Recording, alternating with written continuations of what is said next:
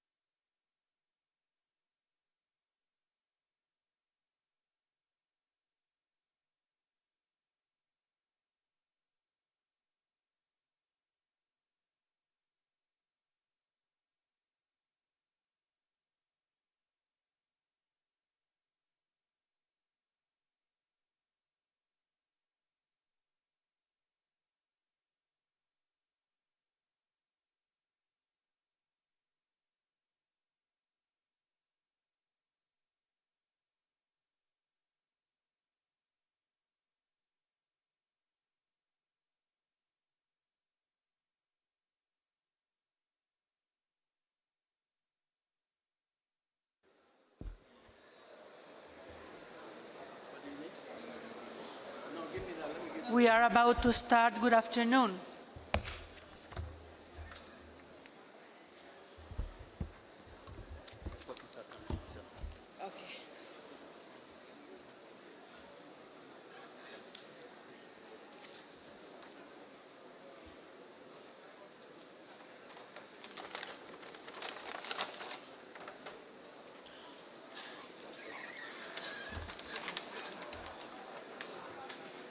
This is the statement on credentials that you read.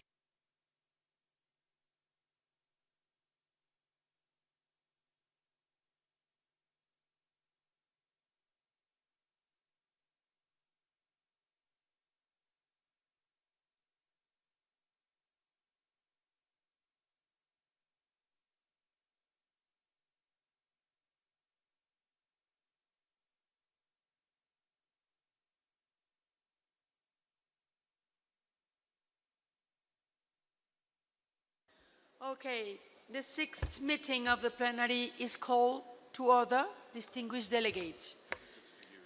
We have good news. I have been informed that Bangladesh has been nominated as the Vice Chair of the Committee of Permanent Representatives for the biennium representing the Asia-Pacific Group. So, do I take it that we elect Bangladesh by acclamation?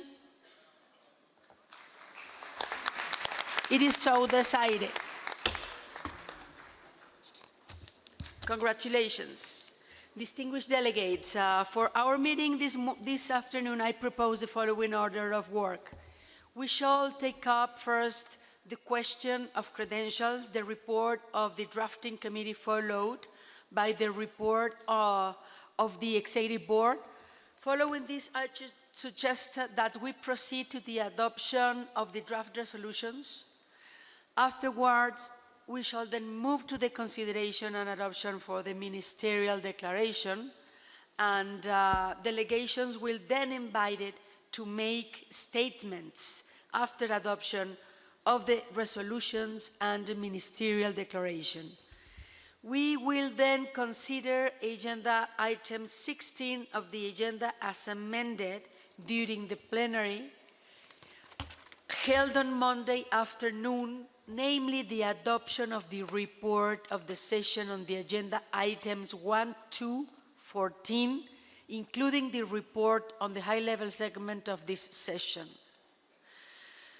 We then will move to the consideration of the remaining agenda items 15, 16, and 18.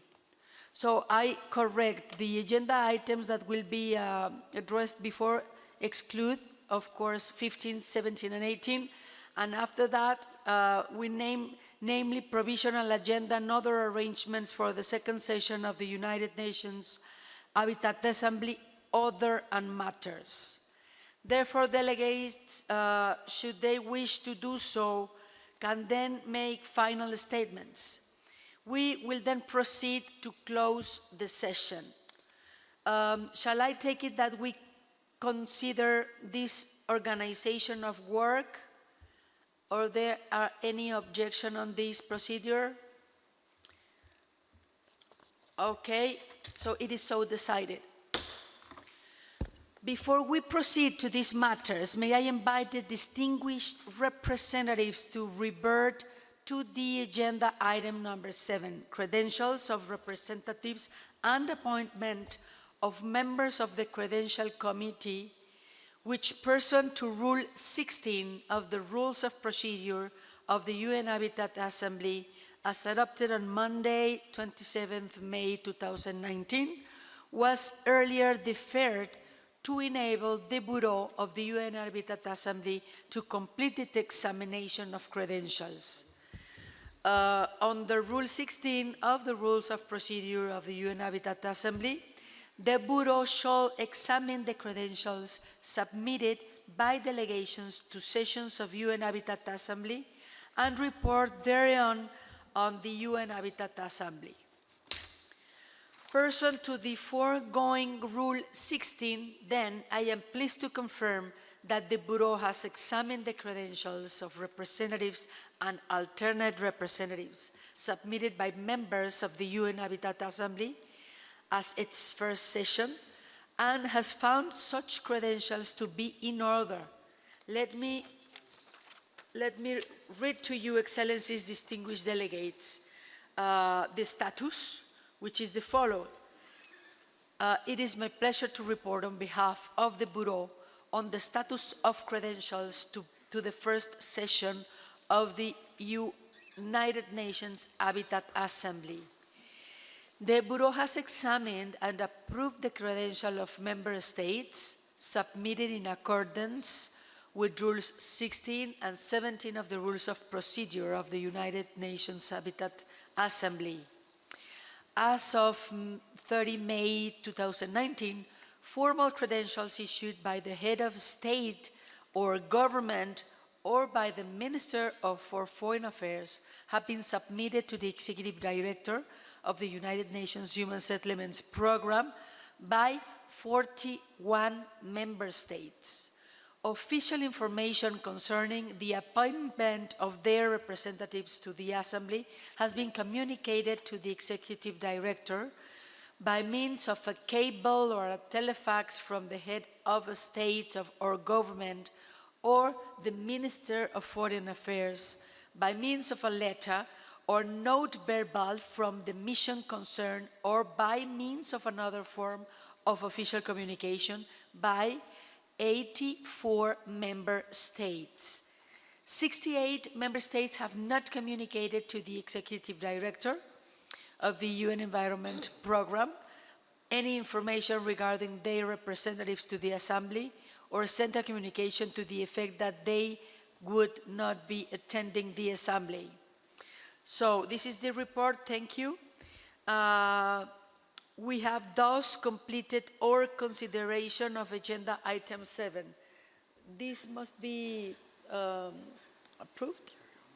Okay, this is fine. Then, distinguished delegates, we now come to the next item for our work. Argentina wants to say something, please. Muchas gracias, señora presidenta. Buenas tardes a todos. Señora presidenta, habiéndose aceptado el informe del Comité de Credenciales, me permito tomar la palabra en nombre de Argentina, Brasil, Canadá, Chile, Colombia, Costa Rica, Guatemala, Paraguay y Perú, países miembros del Grupo de Lima presentes en Nairobi, con el fin de señalar que la participación de representantes del régimen ilegítimo de Nicolás Maduro en la primera Asamblea ONU Habitat no implica ni debe ser interpretada como un reconocimiento tácito de nuestros países del régimen de Nicolás Maduro ni de sus representantes.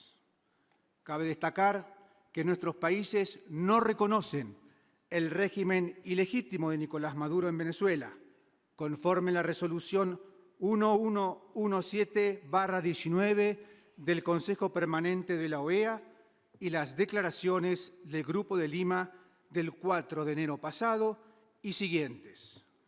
Los gobiernos del Grupo de Lima, junto a más de 50 países en el mundo, reconocen y respaldan al señor Juan Guaidó como presidente encargado de Venezuela en atención a su Constitución.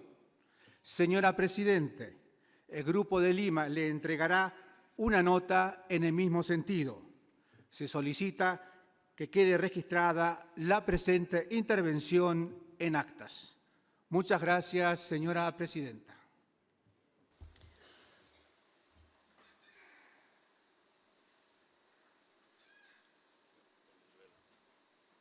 The floor is for the Venezuelan representative, please.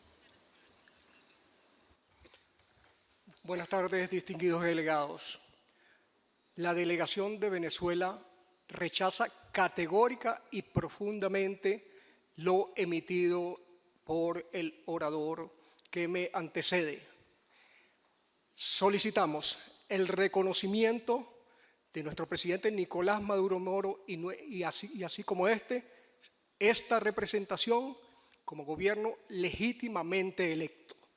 Rechazamos, de nuevo digo, categóricamente esa apreciación.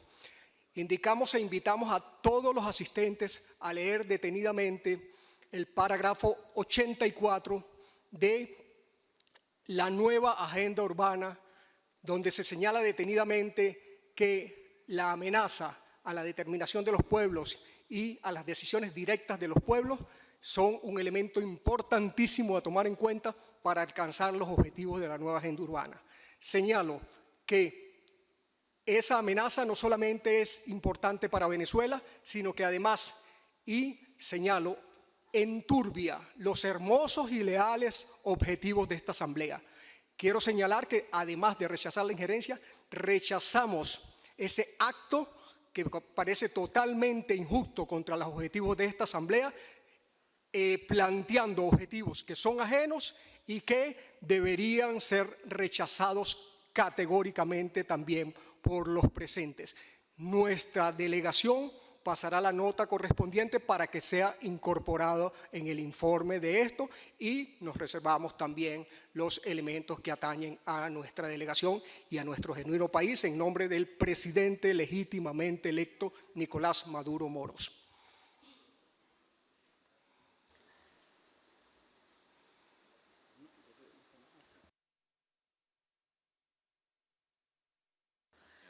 Thank you, distinguished delegates. We can now come to the next item of our work of this afternoon at the plenary. United States. No, they want. No, you should follow. Sri Lanka, Serbia. May I give the floor to the United Republic of Tanzania, please?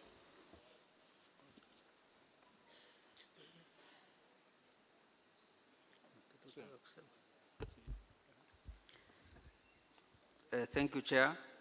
I think there was a miscommunication. We are trying to get the mics on, please. Sorry.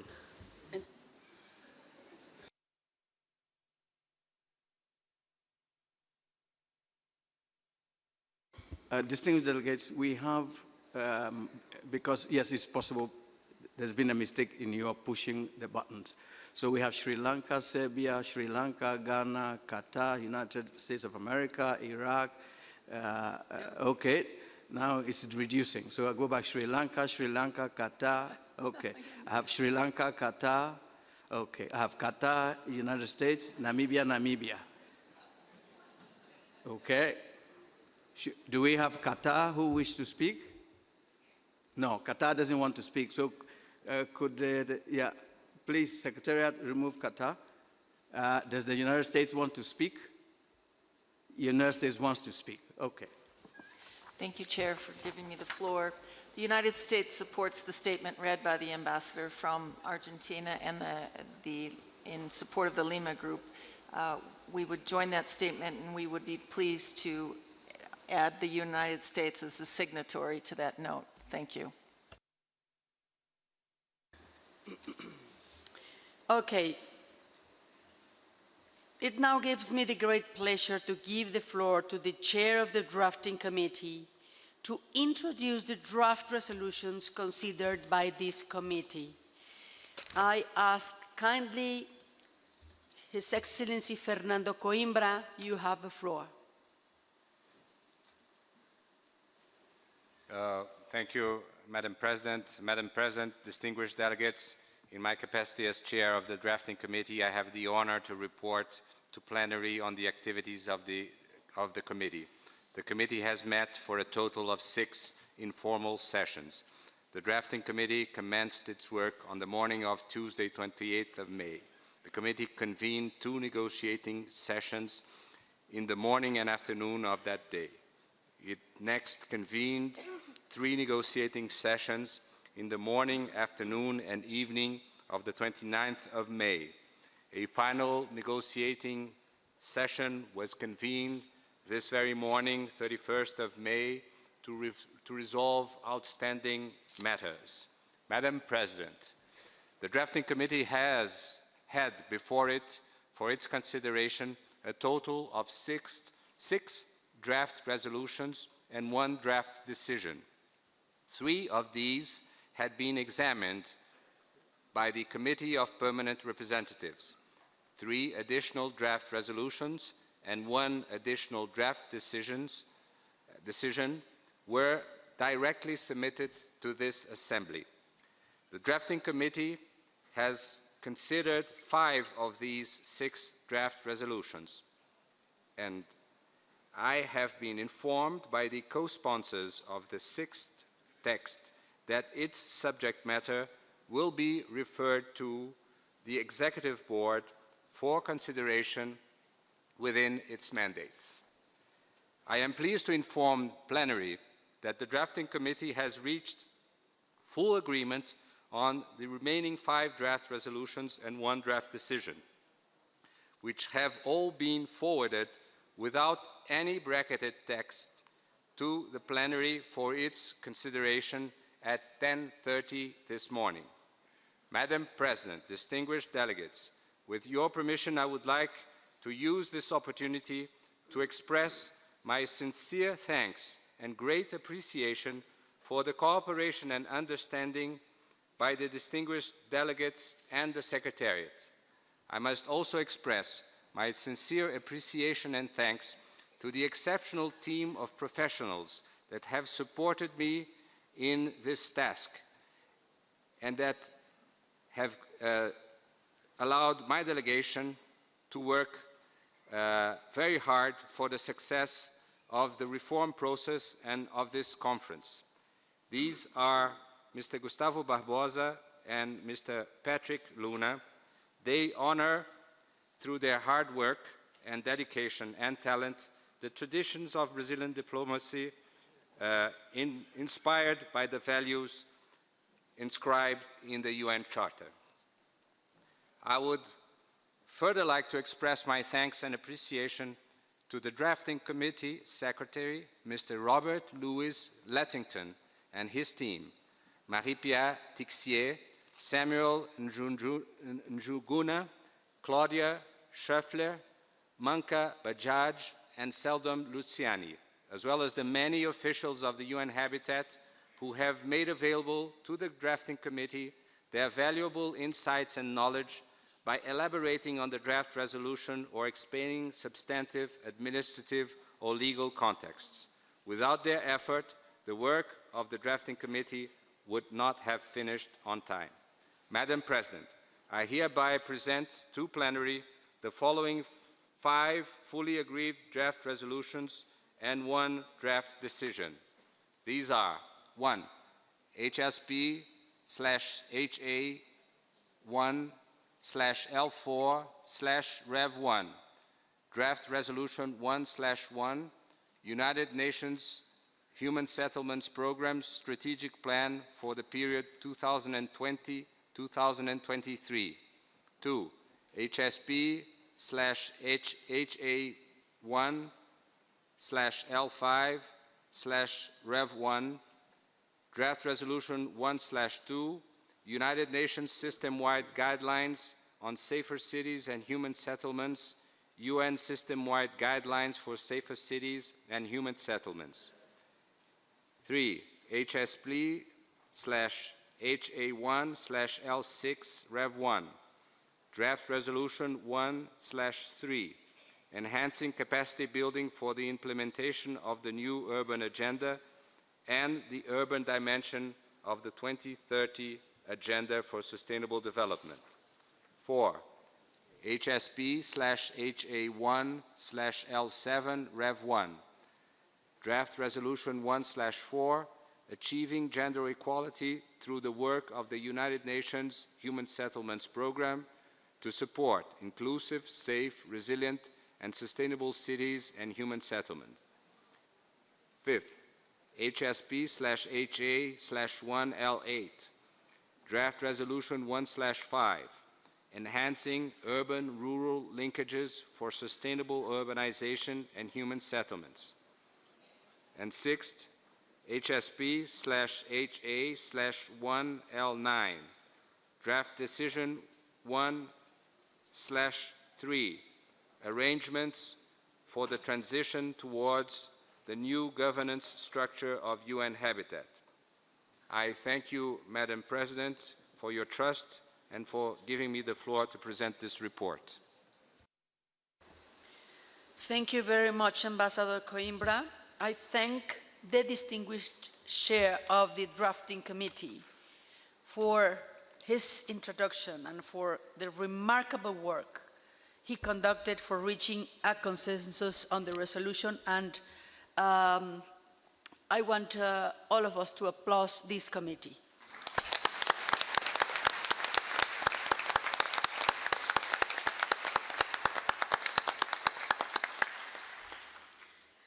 Now I invite our distinguished chair of the Executive Board, Ms. Laurie Dando, to introduce the draft report of the Executive Board as contained in document HSP/HA.1/L.2. Excellency, you have the floor. Thank you, Madam President. Excellencies, distinguished delegates, I have the honor as chair of the Executive Board to make this report. Subsequent to the election of members of the Executive Board by this Assembly, the Board had its first meeting yesterday on Thursday, 30th May 2019. The President of the UN Habitat Assembly convened the meeting to first elect the chair of the Executive Board. Thank you for electing the United States as chair. I am honored to represent my country in this position. As its second order of business, the meeting also considered and adopted its rules of procedure, which are contained in Executive Board document HSP/EB/1/3. These rules also now appear at this Assembly as document HSP/HA/1/9 for the endorsement by the Assembly. Madam President, at the first meeting of the Executive Board, we also elected the Bureau, and we discussed our work plan and methodology of work. The meeting endorsed the draft UN system-wide guidelines on safer cities and human settlements for adoption by the UN Habitat Assembly. Finally, the meeting agreed on dates of its next meeting. The report of the Executive Board is contained in document HSP/EB/1/L1 and is also issued for purposes of this Assembly as HSP/HA/1/L2. It is my understanding that this document is up on the web on the PaperSmart portal. Before this Assembly, Madam President, are the rules of procedure of the Executive Board, which the Board has considered and adopted. The rules of procedure for the Executive Board have been forwarded to the UN Habitat Assembly for endorsement as document HSP/HA/1/9. Thank you, Madam President. Thank you very much. I thank the distinguished chair of the Executive Board also for the excellent work done in preparing the reports and for the remarkable conduct of the first meeting of the Executive Board, which was a very successful held yesterday, and I also ask for all and this a recognition applauding their work.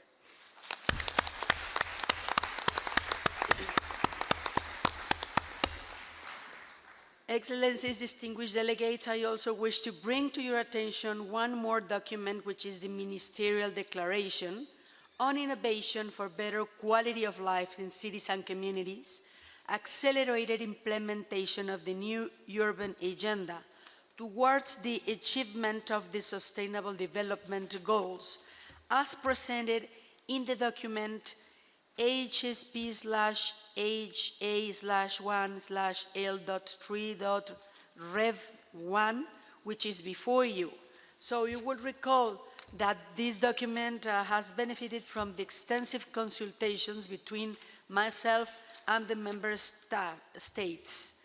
So distinguished delegates, excellencies, in light of the reports which were just presented to us by the chair of the drafting committee and the chair of the Executive Board, I wish to propose, given the extensive consultations that have taken place, that all the draft resolutions to be considered and adopted by the plenary by consensus, and I now invite the UN Habitat Assembly to take up the consideration of the draft resolutions which have just been introduced.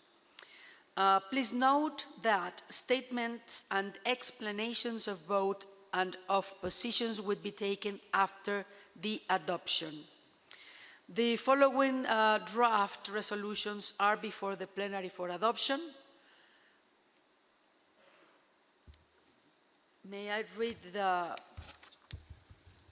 those that I'm presenting for your consideration are Resolution HSP/HA/1/L.4, Rev 1 on United Nations Human Settlements Program Strategic Plan for the period 2020-2023. Resolution HSP/HA.1/L.5 Rev 1 on United Nations System-wide Guidelines on Safer Cities and Human Settlements. Resolution HSP/HA.1/L.6 Rev 1 on capacity building for new urban agenda and the Sustainable Development Goals. Resolution HSP/HA.1/L.7 Rev 1 on achieving gender equality through the work of the United Nations Human Settlements Program to support inclusive, safe, resilient, and sustainable cities and human settlements. Resolution HSP/HA/1/L.8 on enhancing urban-rural linkages for sustainable urbanization and human settlements. And Decision 3 HSP/HA/1/L.9 arrangements for its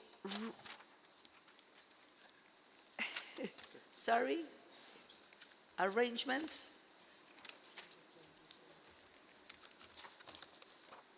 Okay, for the transitions towards the new governance structure of UN Habitat. That's all? Yes. All right. Here. Okay. Distinguished delegates, do I take it that we adopt all the draft resolutions referred to by consensus? I hear no objection. It is so decided.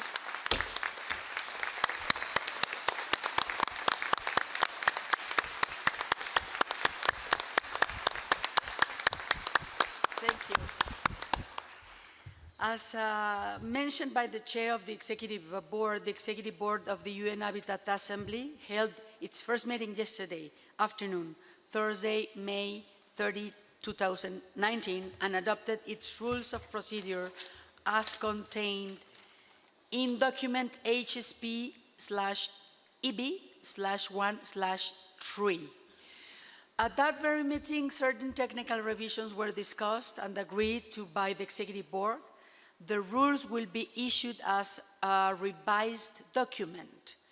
May I take that the UN Habitat Assembly decides to adopt Decision 2, contained in HSP/HA/1/9 that endorses the rules of procedure of the Executive Board as revised? I hear no objection. It is so decided. So we will move to the adoption of the ministerial declaration as contained in document HSP/HA/1/L.3 Rev 1. First, I want to thank Ambassador Erasmo Martinez, head of a Mexican delegation, for the consultation that he made of the ministerial declaration. Thank you very much, Ambassador, and the team of the Mexican delegation. So, we take this ministerial declaration and consensus? I hear no objection either. So also it's so decided. Then the floor is open for a statement from delegations. Excellencies, distinguished delegates, we are following the order that we have in our screen for giving you the floor for your statements. I then call the representative of the United States of America to take the floor. Thank you, President, and congratulations to all for this momentous occasion.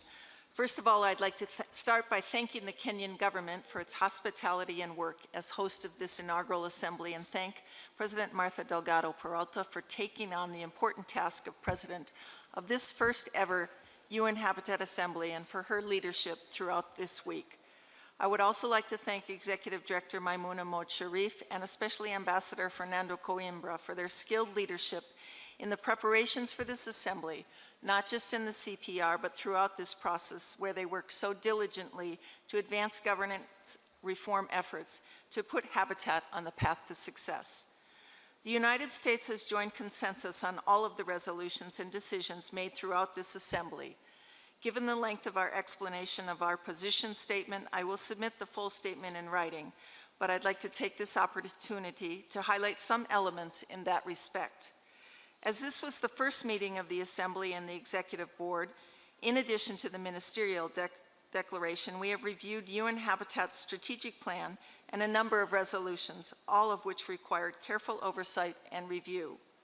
First, we would like to note that the United States attaches the greatest importance to the contribution of civil society and other stakeholders to the work of the United Nations.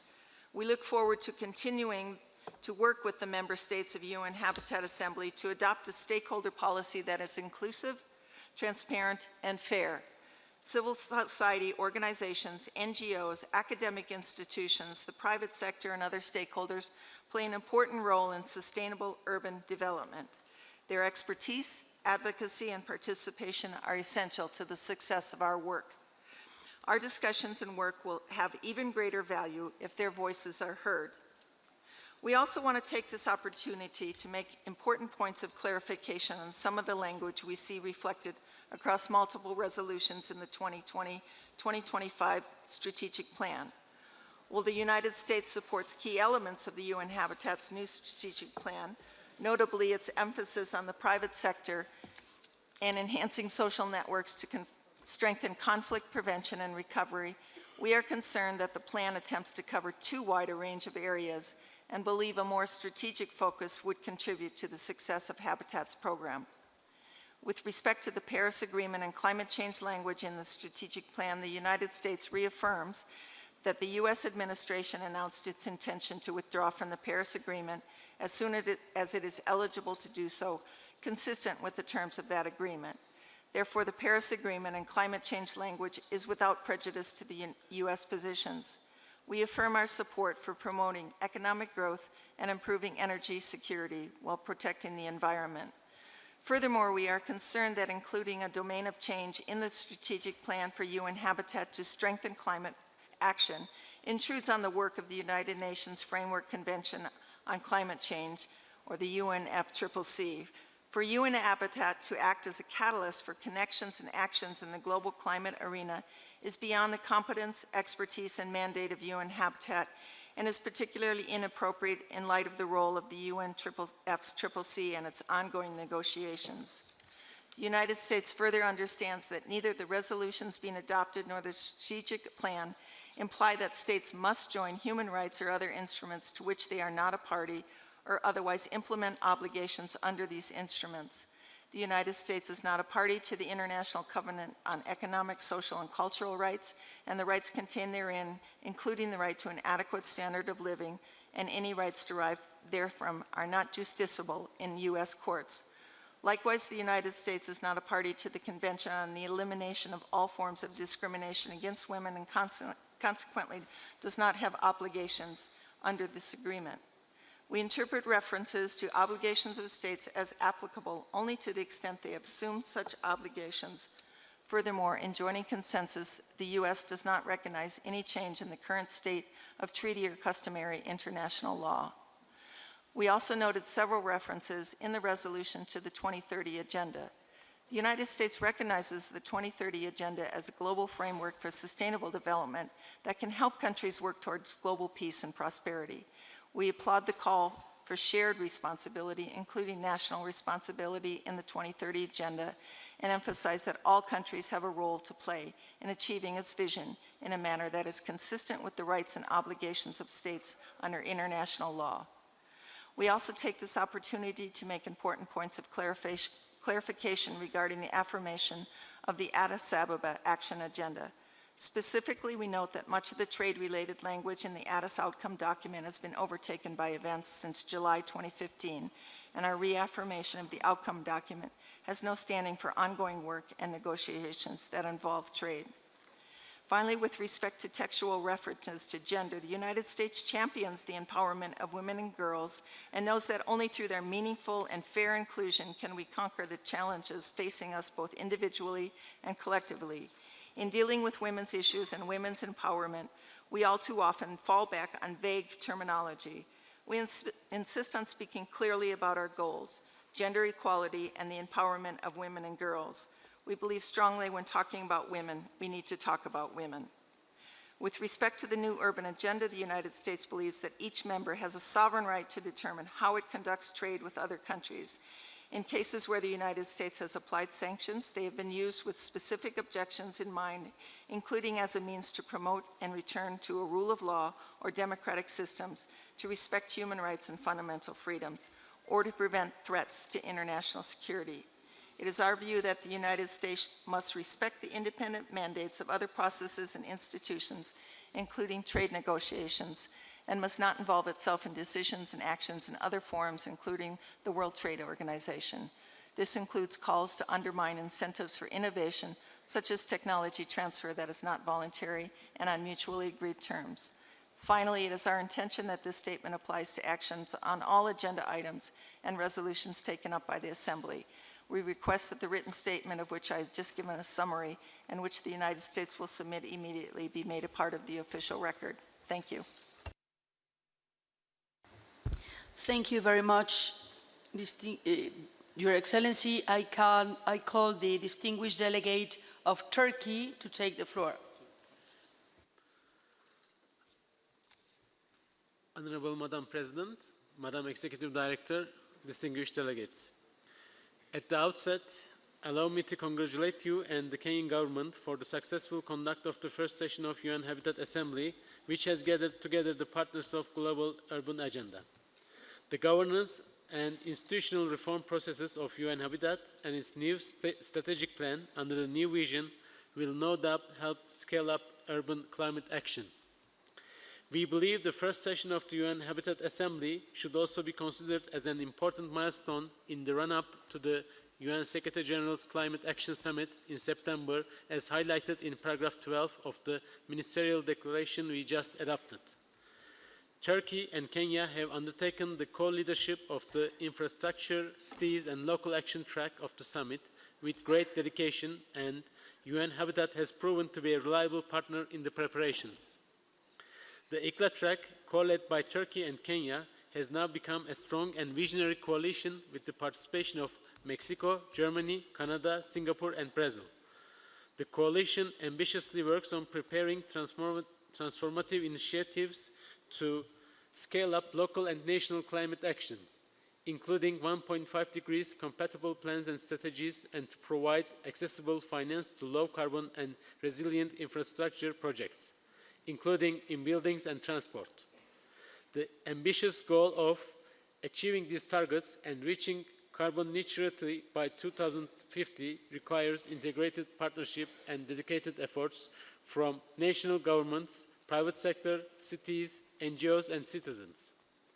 Together with Kenya and UN Habitat Secretariat, we have taken the opportunity of the United Habitat Assembly to organize a ministerial roundtable on the infrastructure, cities and local action track at the margins of UN Habitat Assembly to review progress made so far.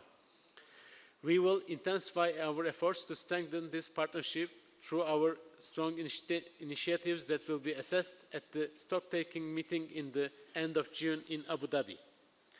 As a reflection of our ambition in scaling up local climate action, we are proud to announce that we will soon endorse a call for action together with our coalition partners that will also be open to all member states. The ICLA coalition invites all member states to contribute to ICLA's joint efforts in the run-up to the Climate Action Summit and further beyond. Thank you, Madam Chair. Thank you very much, Your Excellency. I call the delegate of Kenya right now to take the floor. President of the first session of the Assembly, Martha Delgado Peralta, Executive Director and Under-Secretary General Maimuna Maud Sharif, Honorable Ministers and Heads of Delegations, distinguished delegates, ladies and gentlemen. I'm delighted to make this statement on behalf of the Government of Kenya. I take this early opportunity to appreciate the Executive Director and her staff for successfully organizing this historic first UN Habitat Assembly. I also wish to congratulate you, Madam President, and your Bureau for excellent leadership, stewardship, and hard work, which has led to the successful conclusion and landmark outcomes of this Assembly. We can also look forward to your leadership during the second session of the UN Habitat Assembly. We feel greatly honored and privileged to have hosted over 4,000 delegates in our country and take this opportunity to thank all member states for your political and diplomatic support, which largely contributed to the overwhelming participation at this Assembly. I acknowledge that this has been a very successful session. We have made key milestones, which include the adoption of 5 resolutions, approval of UN Habitat Strategic Plan, the work program and budget, as well as the rules of procedure for both Assembly and the Executive Board, amongst others. I wish to call upon all of us to take advantage of the new governance structure to ensure an invigorated UN Habitat that is more responsive to member state needs and accelerate implementation of the new urban agenda, Agenda 2030 and SDG 11. Allow me to thank state members and partners who participated at the special event on infrastructure, cities, and local action track, co-led by Kenya and Turkey, with the support from the UN Habitat and coalition partners, namely Brazil, Canada, Germany, Mexico, and Singapore. It is our hope that member states and other partners will join this track. As co-leads, we urge member states to endorse the ICLA call for action, founded on 7 guiding principles. These will support the joint efforts of ICLA coalition in leveraging local climate at the very city level and foster integrated partnership and collaborative climate action across all actors and all levels of government. I once again take this opportunity to thank all member states, stakeholders, and partners who have pledged their support, both in cash and in kind, to support the important work of UN Habitat. Kenya wishes to reiterate her commitment and support, which our head of state, His Excellency President Uhuru Kenyatta, earlier demonstrated during his inaugural address to this Assembly. Finally, I invite you all to take some time to sample our world-renowned Masai Mara National Park, where we have waived off the entry fees this weekend. We wish you a safe journey as we look forward to hosting you again during the second session of the UN Habitat Assembly, if not early. Thank you very much. Thank you very much for your statement. I call now the distinguished delegate of Costa Rica to take the floor. Thank you, President of UN Habitat Assembly. Good afternoon, Excellencies, distinguished delegates, ladies and gentlemen. It is an honor to speak here today at this fair historical assembly of UN Habitat. In this century, half of the global population lives in cities. Half of them are women and girls. That is almost 2 billion people. Women play a critical role in society. Women play a critical role in moving today's society towards urban sustainability. At the same time, women and girls are affected by climate change and are differently affected by city life than men. They suffer for air pollution, they face inadequate sanitation, they don't receive equal pay, they often suffer gender-based violence and discrimination. However, this is often not recognized. Gender equality is often still a dream for women in cities, in slums, in all kinds of human settlements. Costa Rica believes this needs to change, and to change now. Fortunately, the UN Habitat Governing Council at its 23rd session in 2011 adopted the resolution on gender equality and empowerment of women in sustainable urban development. Following, the advisory group on gender issues was established. This group, which I am privileged to be part of, is give a stronger emphasis to the importance of gender equality and women's empowerment. It is putting women at the forefront as vital agents of change in human settlement work. Now it is time to mainstream a gender perspective into all policies and work of UN Habitat. We must work collaboratively to enhance gender mainstreaming. For this reason, Costa Rica, Colombia, European Union, and member states, Norway, Chile, Mexico, Uruguay, and Zambia, we were proposing a new resolution to ensure we better align gender equality programming with national policies. We are very happy today that this resolution was adopted by the first ever Assembly of UN Habitat. We must promote an environment of gender mainstreaming at all levels. Therefore, I urge all to dedicate adequate financial and human resources to gender equality programming at the country level. It is essential we strengthen the coordination of gender-responsive operations. We have to secure technical expertise for gender equality in planning and implementation. We must provide ongoing capacity development and collect, analyze, use, and disseminate comparable data disaggregated by gender and age to guide program investments. Only then we will be able to make a change. Now it is the time that we step up, that we make the change happen, that we achieve gender equality and empowerment of women in cities and other human settlements, building from the new urban agenda, applying innovative approaches that showcase how we can achieve gender equality, working with the governments, business, and civil society, applying green and blue solutions, solutions that are truly gender equal. I would like to thank my sincere thanks to Mexico for their leadership, the Secretariat, and all member states for their contributions to make this assembly successful. Thank you very much for your attention. Muchas gracias, distinguida delegada. Thank you very much. Now I call the distinguished delegate of the European Union to take the floor. Madam President of the Assembly, distinguished delegates, Madam Executive Director, I'm speaking on behalf of the European Union and its member states.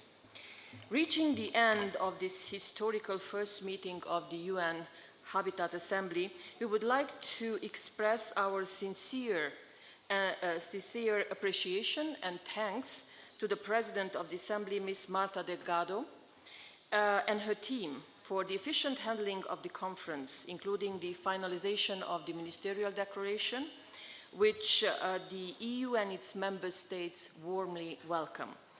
We wish you, Madam President, as well as the newly elected Bureau, all successes, including in setting up the second assembly. We would also like to highlight the exceptional contribution to the success of this meeting of the outgoing chair of the Committee of Permanent Representatives, Ambassador Fernando Coimbra of Brazil and his team. Sir, you took a great responsibility on your shoulders, starting from negotiations of the governance reform, and then through the preparations of the Assembly to its successful end by facilitating the uneasy work of the drafting committee reviewing the package on UNHA resolutions. Our thanks also go to the Executive Director, Madame Maimouna Sharif, and the Secretariat for their hard work and support throughout the preparatory process and the meeting itself.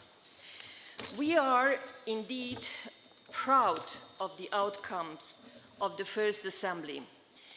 Beyond the mentioned declaration, we agreed the package of important resolutions, including on the mainstreaming gender equality, proposed by Colombia and Costa Rica and co-sponsored by EU and other member states.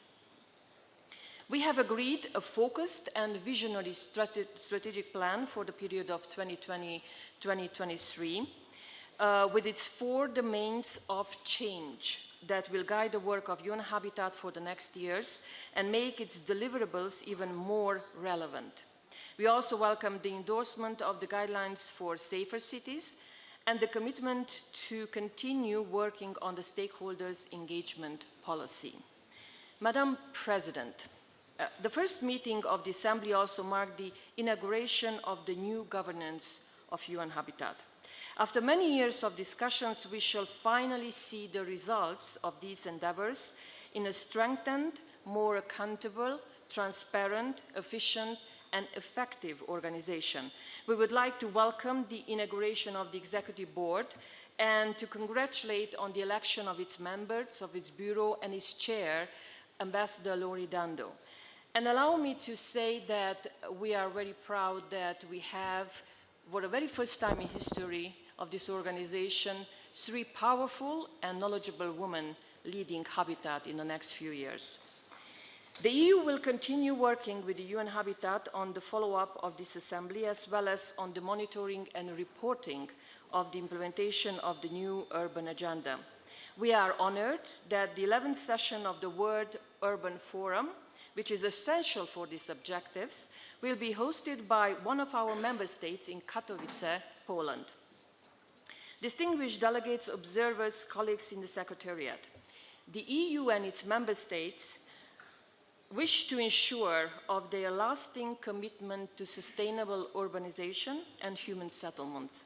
We are dedicated to the successful implementation of the new urban agenda, the 2030 agenda, and the Paris Agreement, which are essential to achieve a better quality of life for all in cities and communities. We are convinced that we have just made a milestone in setting policy directions and a framework towards these objectives.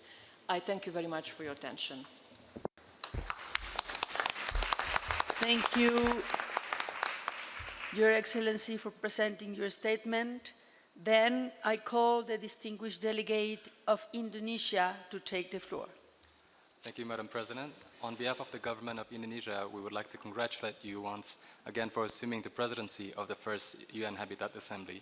We are confident that under your able leadership, the UN Habitat will be able to fulfill its visions and programs under the new urban agenda and SDGs.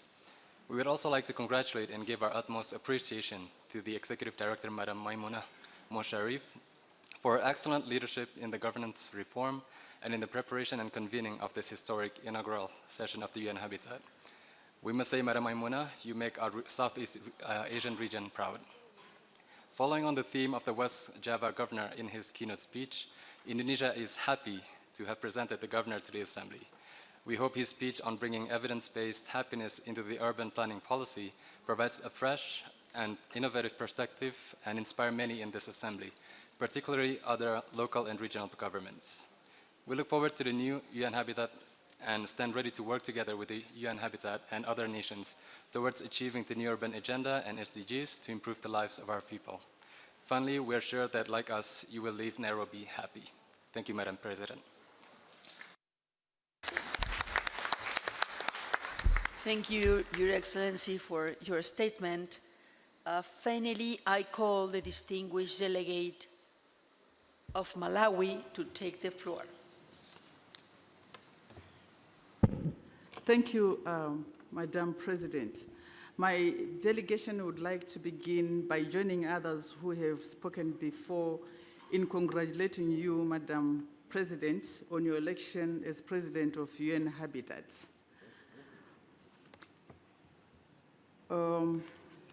Malawi would like to take this opportunity to also sincerely thank you and appreciate the honor bestowed upon it by African states for the country to sit on the executive board as well as perform the function of a rapporteur. Malawi also takes pleasure at this moment in saluting and adopting the resolution on enhancing urban-rural linkages for urbanization and human settlements. I thank you most sincerely, Madam President, for this opportunity to make a short statement. Thank you for your attention.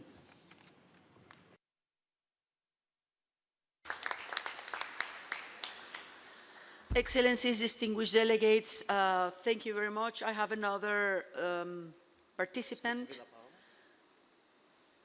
I call the distinguished delegate of Niger to take the floor, please.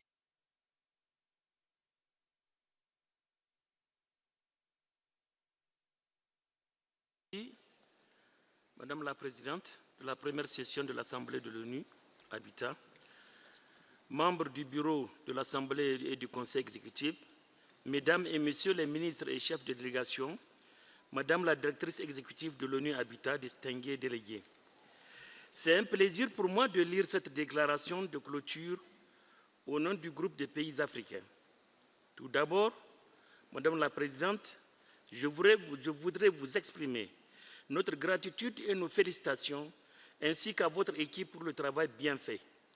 De l'avis de tous, cette première session de l'Assemblée de l'ONU Habitat a été un franc succès.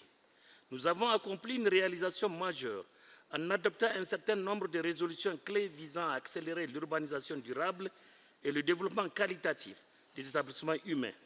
Plus important encore, l'Assemblée a approuvé le plan stratégique 2020-2025 de l'ONU Habitat et son règlement intérieur. Le groupe africain souhaite également exprimer sa gratitude à la directrice exécutive de l'ONU Habitat, Mme Memouna Mohamed Saïd Sharif, et à son adjoint, M. Victor Kissop, ainsi qu'à tout le personnel de l'ONU Habitat pour l'exemplarité dans la planification, le déroulement et les résultats positifs de la première assemblée de l'ONU Habitat, ainsi que pour le travail précieux que cette organisation accomplit dans le monde entier. Nous accordons une grande importance au mandat de l'ONU Habitat.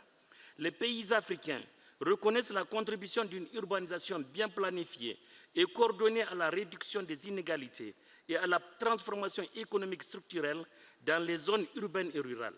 Les résultats des discussions tenues cette semaine sous le thème principal « Innovation pour une meilleure qualité de vie dans les villes et les communautés » seront examinés par le sous-comité du comité technique spécialisé numéro 8 de l'Union africaine sur le logement et le développement urbain afin de guider l'élaboration de la loi type africaine sur le logement, les établissements humains et le développement urbain et d'encourager le renforcement des capacités institutionnelles au niveau national, sous-régional et régional. En Afrique, l'accès à un logement décent et la réduction de l'insécurité et de la vulnérabilité aux catastrophes affectant les communautés et l'environnement bâti sont des domaines qui nécessitent l'expertise de l'ONU Habitat. Nous sommes donc impatients de collaborer étroitement avec l'ONU Habitat pour relever tous les défis auxquels nous sommes confrontés dans nos villes et villages, y compris ceux auxquels sont confrontés les réfugiés et les personnes déplacées vivant dans des camps, afin de ne laisser personne derrière. À cet égard, l'approche participative devrait être renforcée afin de garantir que l'aménagement du territoire et la construction de logements et d'équipements publics tiennent compte des besoins particuliers des personnes âgées et des personnes handicapées, des enfants, des jeunes et des femmes. Madame la Présidente, collectivement et individuellement, les États membres africains réitèrent leur soutien sans faille à l'ONU Habitat. Beaucoup ont annoncé leur engagement financier pour appuyer la mise en œuvre du nouveau plan stratégique de l'ONU Habitat. L'Afrique souhaiterait par ailleurs que l'ONU Habitat puisse adopter une méthode de travail innovante pour renforcer sa présence au niveau des pays afin de saisir de nouvelles opportunités financières et d'assister plus efficacement les États membres.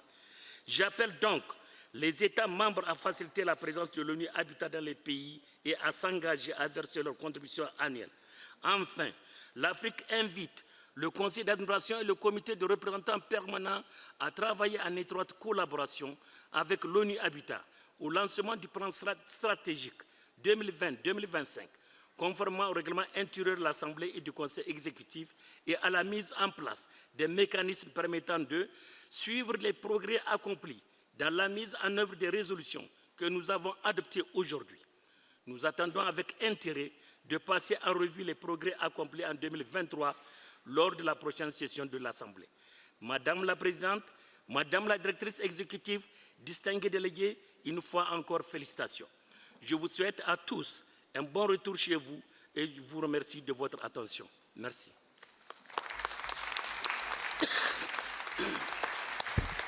Thank you very much, distinguished delegate, for your statement. I call now the distinguished delegate of Ethiopia to take the floor. President of the session of the UN Habitat Assembly, members of the Assembly Bureau and Executive Board, honorable ministers and heads of delegations, Executive Director of UN Habitat, distinguished delegates.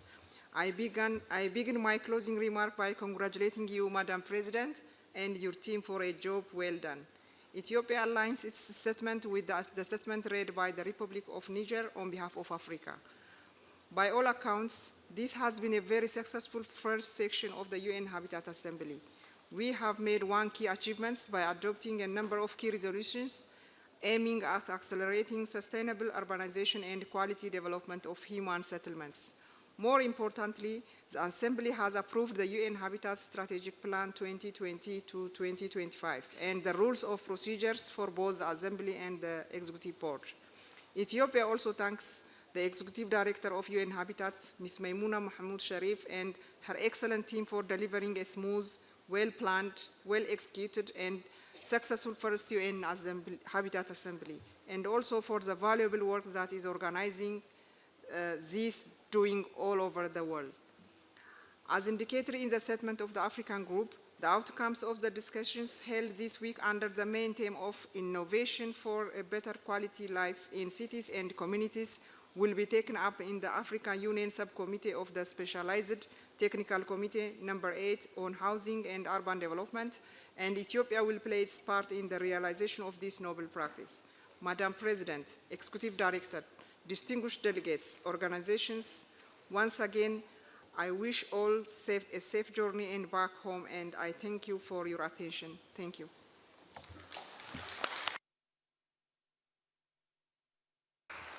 Thank you very much. We have exhausted the list of participants right now, distinguished delegate. Then I suggest that we shall now move to the consideration of the agenda item number 16, namely adoption of the report of the session and adoption of the report of the first meeting of the Executive Board. In this connection, I wish to recall the established practice at the United Nations on the consideration and the adoption of draft reports which are purely procedural in nature and is meant to be a factual account of the events that took place during the present session of the UN Habitat Assembly. I hope that delegations have had the opportunity to review the summary on the draft reports. These reports may contain square brackets in certain areas because the necessary information on the meeting, including the present meeting, was not available at the time of the preparation of the reports. Accordingly, I will propose that these reports be finalized by the rapporteur of the UN Habitat Assembly as required to ensure that it accurately reflects information, including on the present meeting. I also wish to recall that these reports are subsequently considered by the Economic and Social Council and the General Assembly. Therefore, there is a need for the UN Habitat Assembly to adopt their reports for onward transmission to ECOSOC and the General Assembly, and to enable those two organs to take appropriate decisions required by them in their reports. Do I hear any objection on this? Okay, then it is so decided. I now invite our distinguished rapporteur to introduce the draft reports on the plenary on agenda items 1, 2, 3, 4, 5, 6, 7, 8, 10, 11, 12, 13, 14, and 15, including the high-level segment of this session contained in the documents HSP/HA/1/L.1 and HSP/HA/1/L.1/add.1. I now call on Mr. Wu Peng. Ms. Rapporteur, you have the floor. Thank you. Distinguished delegates, I wish to join the President in expressing my sincere gratitude for the hard working all of you have done. The report of the Assembly has been issued and is issued as document HSP/HA/1/L1. In that report, we tackled the organizational session, including opening session. We also addressed the issue of the election of the President of the UN Habitat Assembly. We also address the opening ceremony and opening statements. We give account of a tendency by various categories of participants. We then provide the report of the Committee of Permanent Representatives and also an account of the adoption of the rules of procedure and the agenda adopted for this session. We also reflect the elections of the officers, the credential of representatives, and we also addressed the organization of our work for this session. We have reflected the election of the member of the Executive Board and also the work of the drafting committee of this session. We have also addressed that various policy statements and reports by the Executive Director, such as the activities of UN Habitat reviewing of progress on the implementation of the new urban agenda and the 2030 agenda for sustainable development, and the report of the World Urban Forum. Madam President, we have also reflected the high-level segment and dialogue on the special theme for the first session of the Assembly, including both the high-level segment and the interactive dialogues. We have also given an account of the strategic plan of the UN Human Settlements Program. And then we have provided you with a provisional agenda for the second session of the Assembly. Forming part of the report would be the resolution that you have already adopted, including statements that member states wish to be reflected. Madam President, you will notice in the report there are areas that have brackets on them. Those brackets are simply because of the need for factual information, such as the name of an individual or a number. So what I am requesting from the Assembly, Madam President, is to allow the rapporteur the responsibility of completing the report of the Assembly so as to finalize it and make it available for member states. I thank you, Madam President.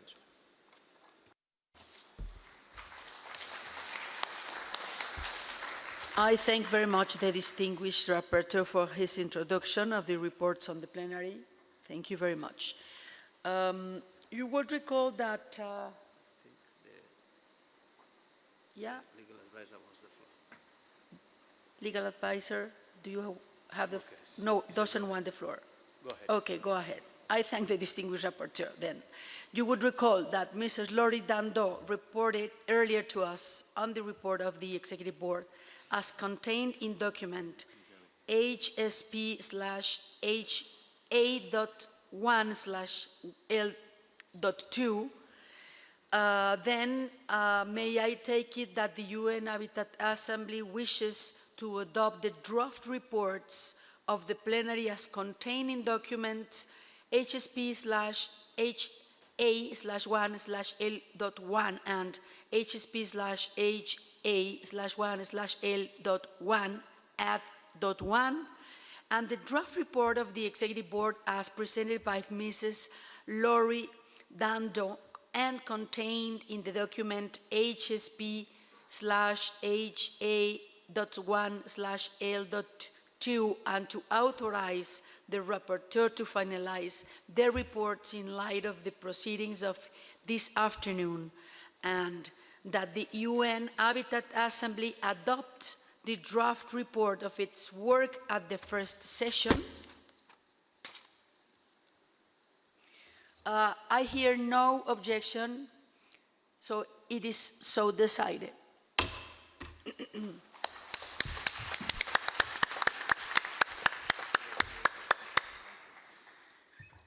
I thank again our distinguished rapporteur and the chair of the Executive Board for the excellent work done in preparing their reports. Distinguished delegates, we have concluded the substantive part of our agenda, namely agenda items 7, 16, and have only now to deal with agenda items 15, 17, and 18. Distinguished delegates are now invited to turn to agenda item 15, which is provisional agenda and other arrangements for the second session of the UN Habitat Assembly. With regard to this agenda item, the UN Habitat Assembly has before it for consideration document HSP/HA/L.9 entitled Arrangements for the Transition Towards the New Governance Structure of UN Habitat. That contains a provisional agenda and dates for the second session of the UN Habitat Assembly, which has been extensively discussed in the drafting committee and that we just adopted. So I take that agenda item 16 is now converted, and I now move to agenda item 17, which is any other matters. So are there any matters that delegations wish to consider which is not on the agenda?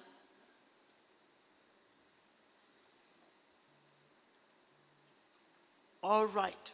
Excellencies, distinguished delegates, I would like to move to agenda item 17, closure of session.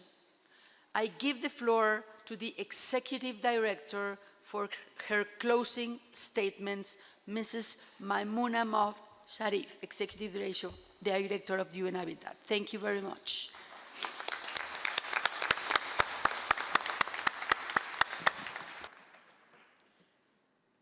Madam President of the first session of the UN Habitat Assembly, distinguished members of the Bureau of the UN Habitat Assembly, Excellencies, distinguished delegates, ladies and gentlemen, dear colleagues and dear friends. We have just been on a 7-day journey together. The journey took us 14 years to prepare, but judging by the outcomes and looking at your exhausted but happy faces, it was worth our time.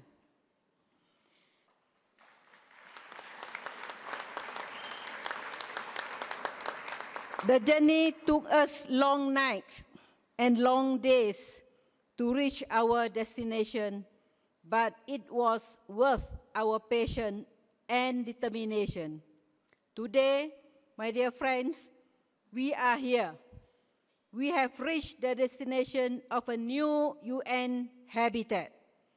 It is a new beginning. Along the way, we stumbled and fell a few times, but we never stopped getting back up. This is the spirit of our new UN habitat, always committed and ready to fight for what is right. Along the way, we stopped at a very interesting station, notably Global Stakeholders Forum, Business Leaders Dialogue, Urban Solution Exhibitions, Ministerial Roundtable on Infrastructure, Cities and Local Action, Young Women to Women Forum, Gender Forum on Women and New Urban Agenda, One UN Meeting, Interfaith Dialogue, High-Level Dialogue on Theme of the Assembly, Regional and Local Government Forum, 57 side events, and plenary sessions. These were all breathtaking and inspiring stops, which have enabled us to reach the following outcomes. Adopting 5 resolutions and 1 decision to enhance the work of UN Habitat, notably resolution on the United Nations Human Settlement Program Strategic Plan for the period of 2020 to 2023, resolution on the United Nations System-Wide Guidelines on Safer Cities and Human Settlement, UN System-Wide Guideline for Safer Cities and Human Settlements, and third, resolutions on enhancing capacity buildings for the implementation of the new urban agenda and the urban dimension of the 2030 Agenda for Sustainable Development, resolution on achieving gender equality through the work of the United Nations Human Settlements Program to support inclusive, safe, resilient, and sustainable cities and human settlement, resolution on enhancing urban-rural linkages for sustainable urbanization and human settlements, and decision on arrangement for the transition towards the new governance structure of UN Habitat. Confirming the relevance and the role of UN Habitats through the national statements, as well as partnership and pledging conference through which 21 countries pledged USD 152 million. These countries are China, Colombia, Republic of Congo, France, the Gambia, Germany, Ghana, India, Japan, Kenya, Madagascar, Malawi, Morocco, Nigeria, Norway, Poland, South Africa, South Sudan, Switzerland, Sweden, and Zambia.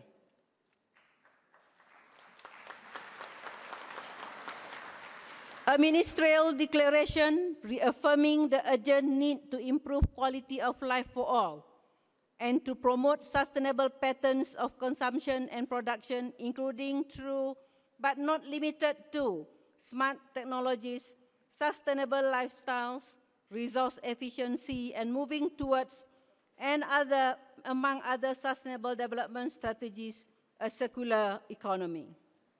Raising the profile of sustainable urbanization issues through record participation, we mobilized 4 heads of state, 49 ministers, 10 vice ministers, 63 mayors, 127 national governments, 344 sub-national governments, 1,057 stakeholders, including the private sectors, a total of 4,145 registered participants. Developing a better understanding of the main causes of the challenges of urbanization around the world. Identifying innovative solutions and best practices to urgently and successfully make the best of the opportunities of sustainable urban development, including non-traditional financing mechanism for development of cities and regions.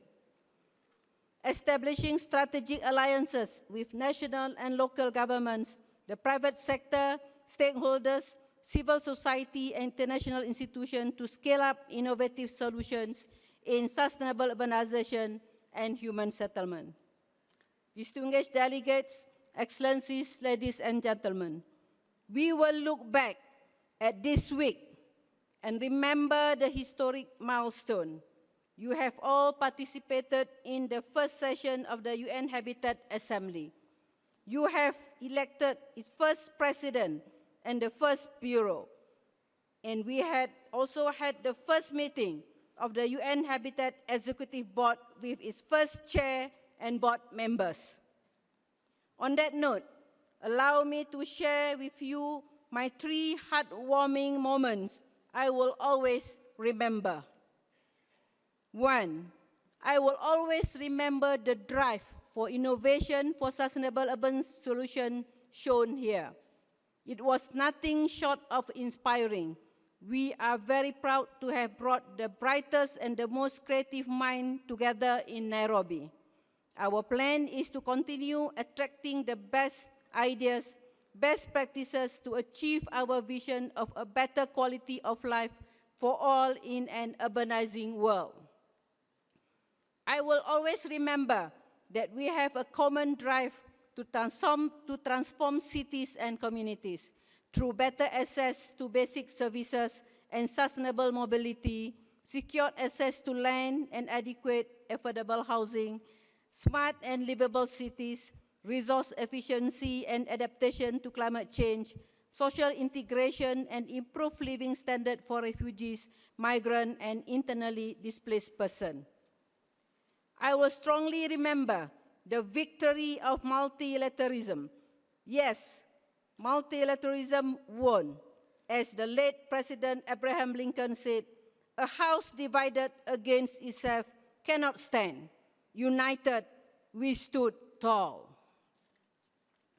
The issues that symbolizes our common fight and that bring us together, whether it is extremely poverty, inequality, slums, social exclusion and marginalization, gender-based discrimination, humanitarian crisis, conflicts, climate change, or high unemployment, deserve more attention than our differences. The solution that unifies us, which we have identified as sustainable urban development, is the key to sustainable development. Well-planned and well-managed urbanization can be a powerful tool for sustainable development for both developing and developed countries, from Bamako to New York, from Beijing to Rio de Janeiro, and from Mexico City to Kuala Lumpur. We need renewed commitment to ensure that we build inclusive, sustainable, and resilient cities. For 70% of humanity will live in cities by 2050.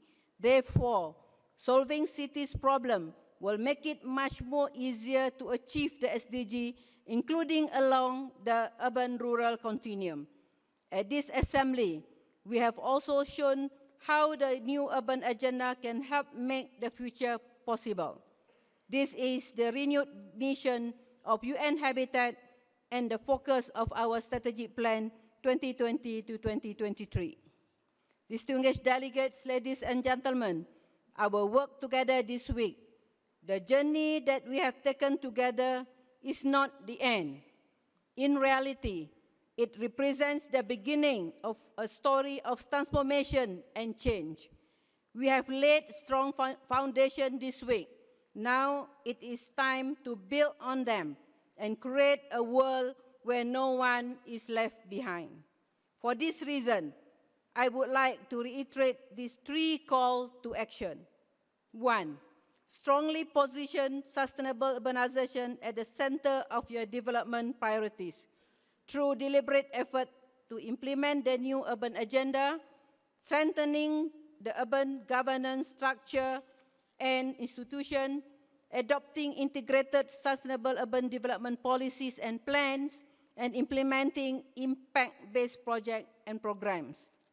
Adopt policy solutions that carefully promote science, technology, and innovation in fulfilling the promises of 2030 agenda, including using artificial intelligence to support decision-making process and to efficiently and inclusively deliver basics and social services that transform life in cities.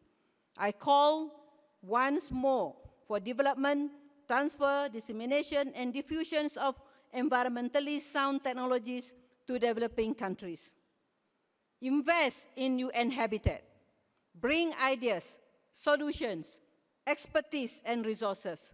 A stronger UN Habitat signifies a stronger and result-oriented implementation of the new urban agenda and SDG. We are committed to working with you. While we sincerely appreciate earmark contribution, it is core non-earmark contribution that will reduce fragmentation of our work, enable us to achieve impact, while increasing predictability and flexibility in the implementation of the priorities agreed together in the strategic plan. Before I conclude, to keep the flame burning and the spirit of this first assembly alive, I would like to invite you to passionately celebrate Urban October from 1st to 31st October 2019. Let's rejoice during the World Habitat Day to be celebrated on the 7th October 2019 in Cameroon. Let's renew our commitment to the new urban agenda and the SDG in the Asia-Pacific Urban Forum on 16 to 18 October in Penang, Malaysia. Let's jubilate our World Cities Day to be celebrated on the 31st of October in Ekaterinburg in Russian Federation. And I warmly invite you to the next World Urban Forum in Abu Dhabi from 8 to 13 of February 2020. I would like to thank my colleague in UN Habitat and the UN family in Nairobi and all the staff and volunteers who have made this first assembly a memorable milestone. In the midst of all legislative and normative work, I was able to meet with some of you through 61 bilateral meetings. I also like to acknowledge and thank Mr. Victor Kisop, my Deputy Executive Director, who also held 25 bilateral meetings and who headed the Assembly Task Force. This made it possible for the new UN Habitat to take its first steps. This assembly would not have been possible without the contribution of the member states. I am grateful to all who have contributed in kind and in cash, but I must take this opportunity to thank the host country, Kenya. Kenya's support has been most generous.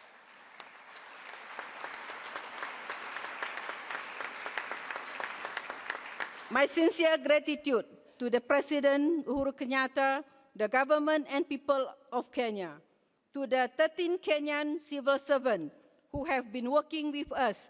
We will always remember your contribution to this assembly.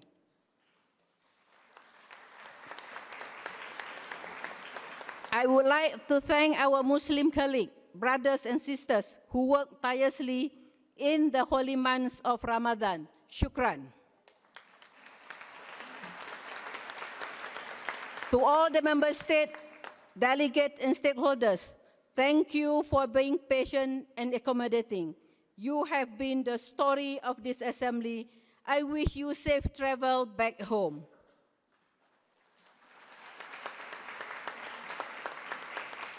Finally, I would like to assure all of you, and also those who have been following us on social media, everyone in the wider world that UN Habitat is back. We are here to walk with you in the rest of our journey into a brighter urban future where no one and no place is left behind. I would like to call to action, global action, local impact. Thank you very much. Asante sana.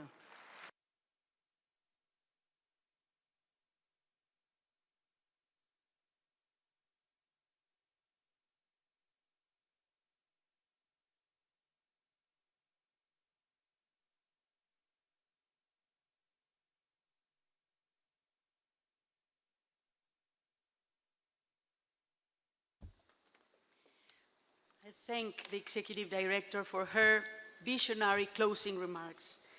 And I ask, do any regional groups another wish to make closing remarks for this final session?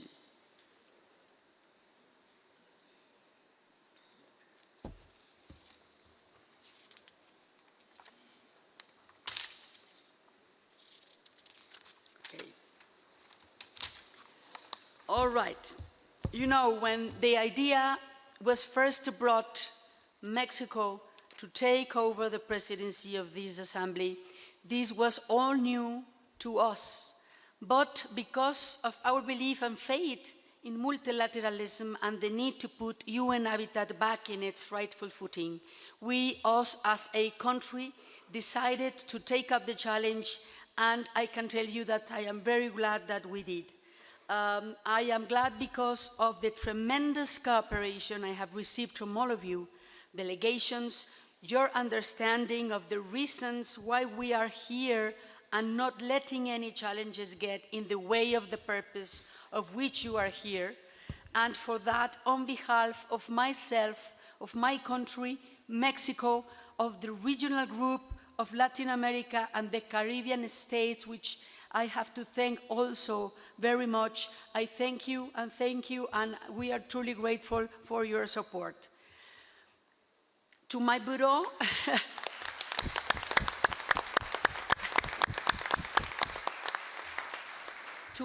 I thank you immensely for being there and for me working with me. I want to thank especially Ambassador of Mexico, Erasmo Martinez, and his team, and also my colleagues, Javier Gileta and Camila Cepeda, for being with me during this week.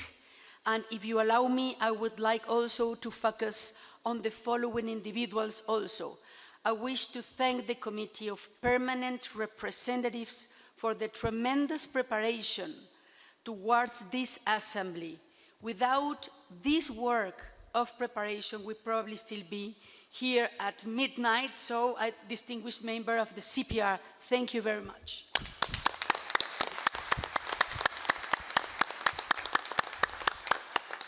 You will agree with me that Ambassador Coimbra, his dedication, his desire to see this organization on its rightful footing began even before he set foot as PR of Brazil to UN Habitat.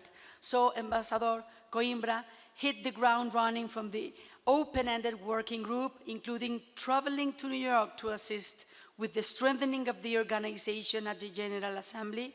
When he came back as the chair of the CPR, he demonstrated an exceptional leadership with this, and for this assembly we are very grateful. Even during the current assembly, he also took the role of chairing the drafting committee, and together with the members of the drafting committee, we have to come to a successful conclusion on the pertinent documents, which are few documents, but very, very well written and very consensus. Distinguished colleagues, join me in thanking Ambassador Coimbra and the government of Brazil for this exceptional contribution.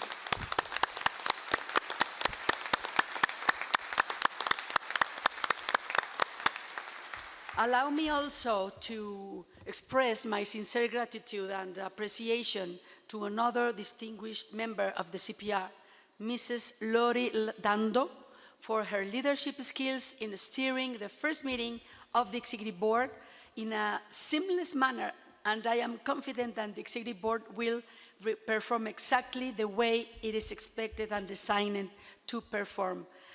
Distinguished delegate, I will now like, I want an applause for her, please. Yes. I will now like to focus on an exceptional woman with an incredible team of dedicated staff without whom we would have faced a number of challenges. Of course, I am referring to Mrs. Maimouna Mohsharif, took over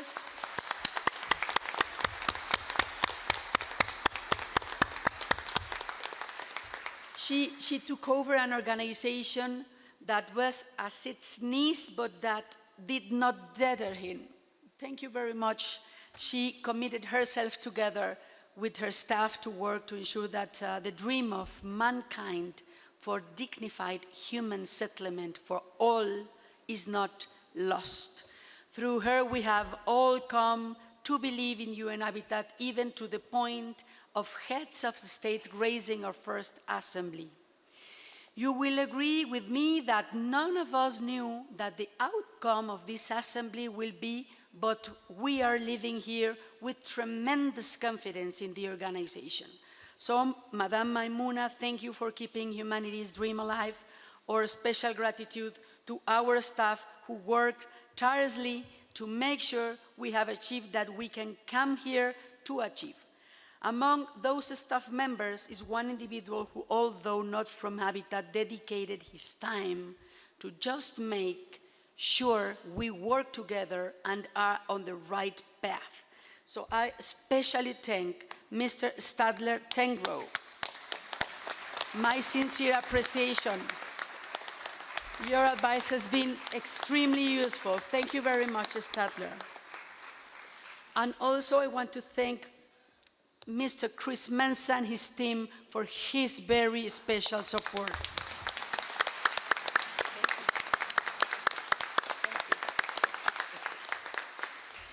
Finally, distinguished delegates, words cannot be enough for me to appreciate what this great country of Kenya has done for us. Hosting the organization, receiving us at the airport, throwing numerous receptions, making our lives comfortable, coming to this compound twice a week. How many heads of the state would devote such time to any organization?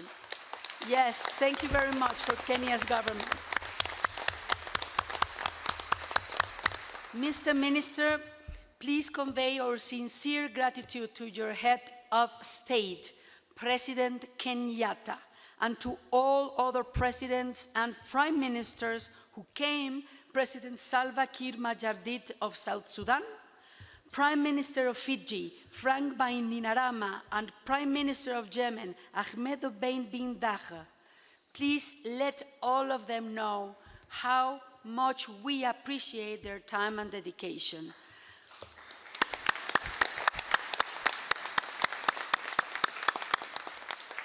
Finally, in my capacity of head of the Mexican delegation, I express my deepest appreciation to the group of Latin America and the Caribbean states for their valuable and generous support that made it possible for us, Mexico, to assume this extraordinary opportunity of being president of this historical first assembly of UN Habitat.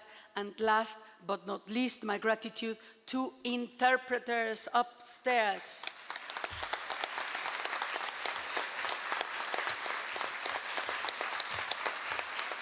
Translators. For translators, for the staff that organized the red clothing staff, thank you very much. And I thank you all for your trust. The meeting is adjourned. Have a nice trip.